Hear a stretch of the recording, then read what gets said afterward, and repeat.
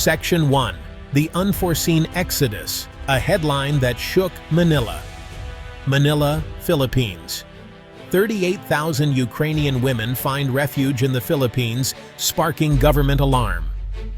This headline blared across screens nationwide, leaving many in disbelief.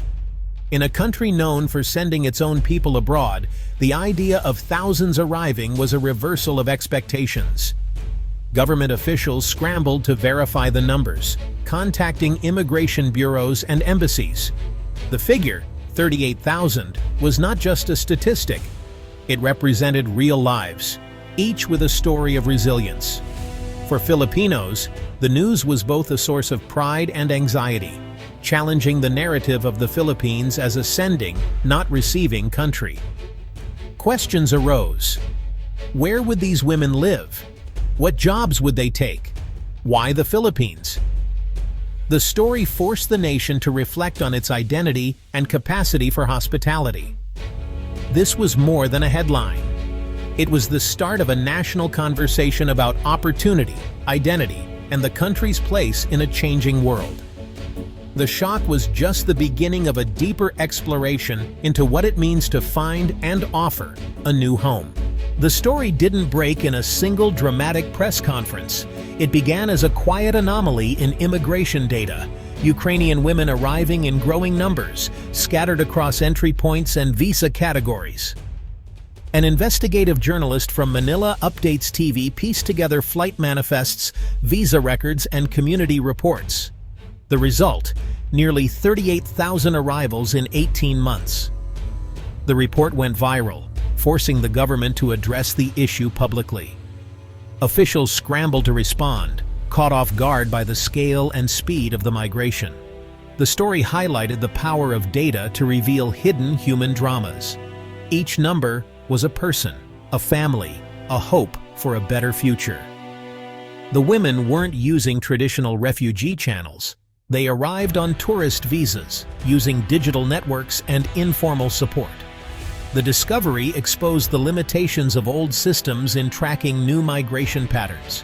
The quiet influx had become a national issue overnight.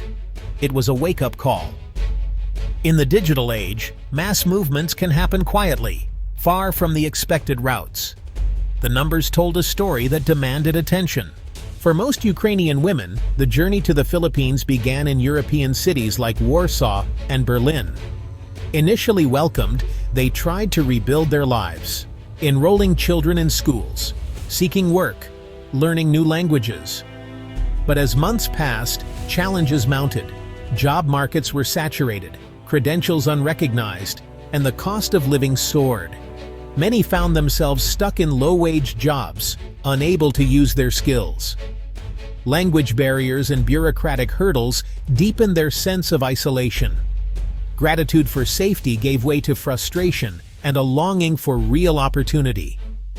Online forums became spaces to share experiences and search for alternatives. The idea of moving onward grew, driven by the need for agency, affordable living, and a sense of belonging. Europe had offered safety, but not a future. The search for a new beginning led them to look far beyond Europe. Digital networks connected them, and the Philippines emerged as a surprising but promising option.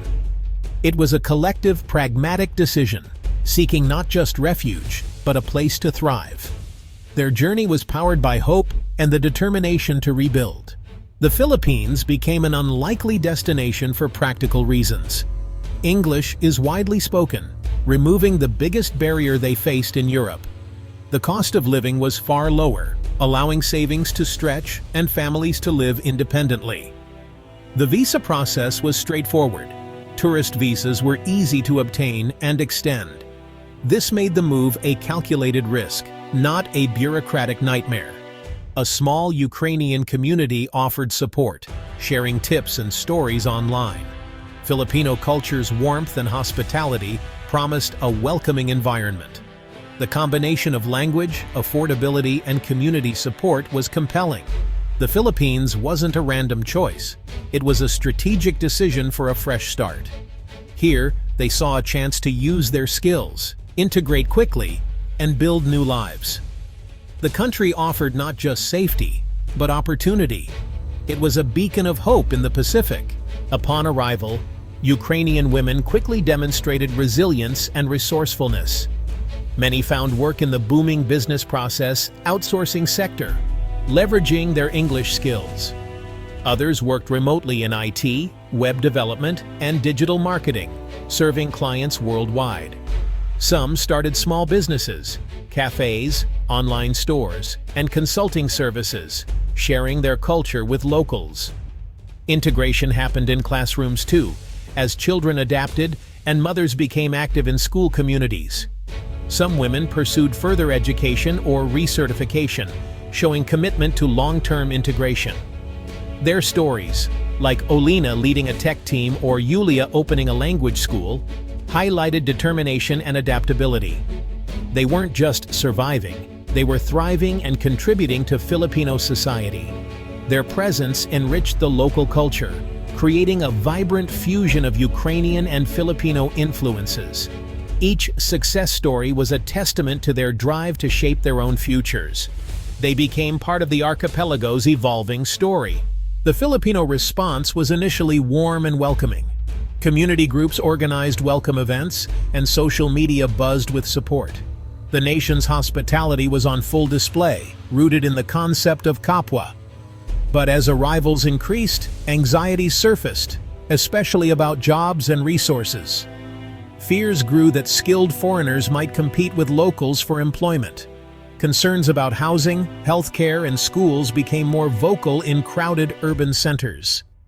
Critics questioned whether the government had a plan for the influx. The duality of embrace and anxiety created a complex social dynamic.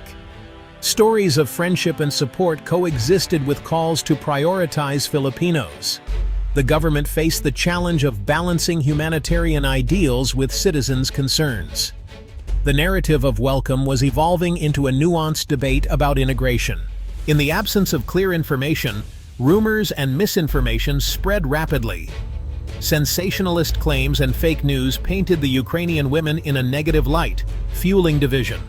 The women, already coping with trauma, found themselves targeted by baseless accusations. Instead of retreating, they organized a digital counter-campaign, sharing real stories and daily life online. They launched platforms like Ukrainian Voices in PH, posted videos, and gave interviews to credible outlets.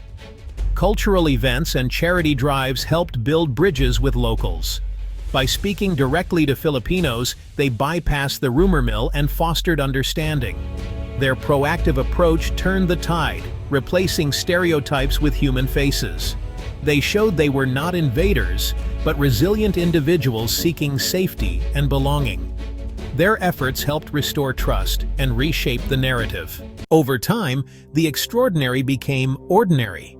Ukrainian women and their families blended into daily life, at schools, offices, and neighborhood gatherings. Friendships formed over shared interests, from basketball to karaoke. Filipino families welcomed Ukrainians to fiestas and holidays. Ukrainians shared their own traditions in return. Everyday interactions, shopping, commuting, celebrating, built genuine bonds. Cultural misunderstandings arose but were met with patience and humor. A unique hybrid community emerged, with languages and customs mixing in cafes and homes. Grocery stores began stocking Ukrainian staples. Cross-cultural couples and families appeared. The real story unfolded in these quiet, personal exchanges. It was a process of two communities learning to live together in genuine fellowship. The journey of 38,000 Ukrainian women to the Philippines is a lesson for our interconnected world. Migration is no longer predictable. People use digital tools to find new paths to safety and opportunity. These women showed resilience and agency, refusing to be defined by war or displacement. Their skills and entrepreneurial spirit became assets to the Philippine economy. The Filipino response, though complex, highlighted the power of grassroots hospitality. The experience underscores the need for clear policies and open communication. Ultimately, this story is about hope, connection, and the power of shared humanity to build new communities in unexpected places. It's a quiet beacon for a world in flux.